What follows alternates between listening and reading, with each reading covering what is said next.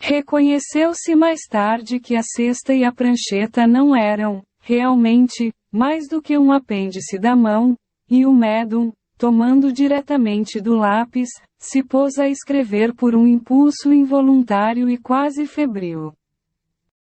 Dessa maneira, as comunicações se tornaram mais rápidas, mais fáceis e mais completas.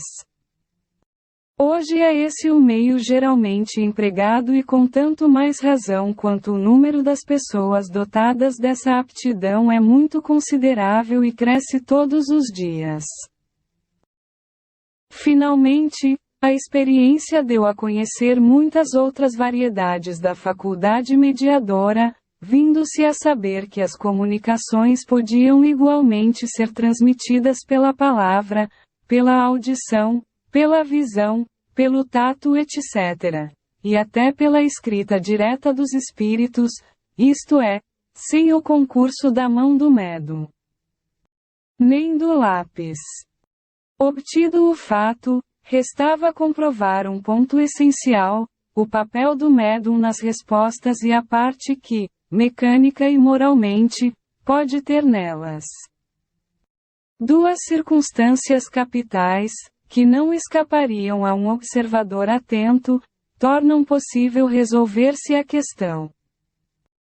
A primeira consiste no modo por que a cesta se move sob a influência do médium, apenas lhe impondo este os dedos sobre os bordos. O exame do fato demonstra a impossibilidade de o médium imprimir uma direção qualquer ao movimento daquele objeto. Essa impossibilidade se patenteia, sobretudo, quando duas ou três pessoas colocam juntamente as mãos sobre a cesta.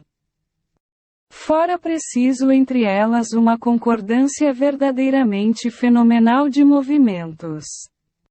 Fora preciso, demais, a concordância dos pensamentos, para que pudessem estar de acordo quanto à resposta a dar à questão formulada. Outro fato, não menos singular, ainda vem aumentar a dificuldade. É a mudança radical da caligrafia, conforme o espírito que se manifesta, reproduzindo-se a de um determinado espírito todas as vezes que ele volta a escrever.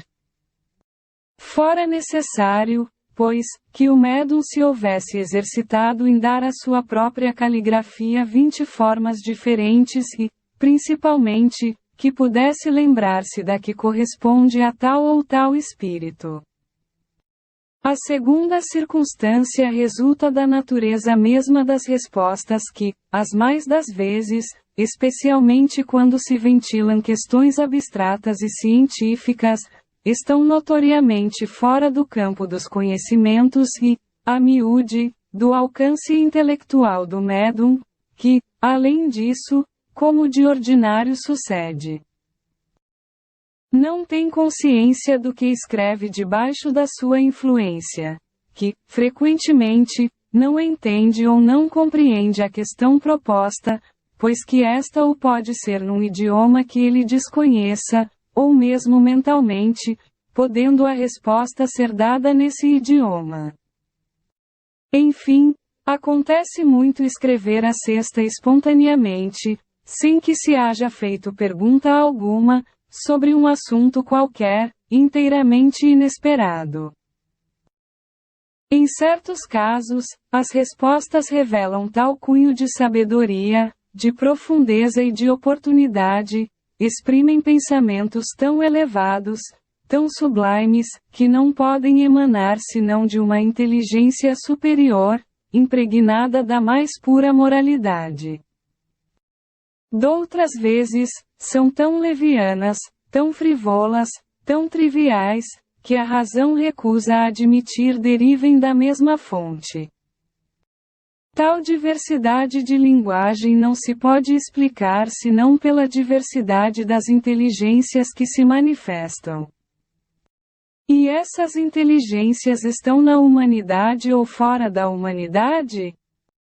Este é o ponto a esclarecer-se e cuja explicação se encontrará completa nesta obra, como a deram os próprios espíritos. Eis, pois, efeitos patentes, que se produzem fora do círculo habitual das nossas observações, que não ocorrem misteriosamente, mas, ao contrário, à luz meridiana. Que toda a gente pode ver e comprovar, que não constituem privilégio de um único indivíduo e que milhares de pessoas repetem todos os dias. Esses efeitos têm necessariamente uma causa e, do momento que detonam a ação de uma inteligência e de uma vontade, saem do domínio puramente físico. Muitas teorias foram engendradas a este respeito.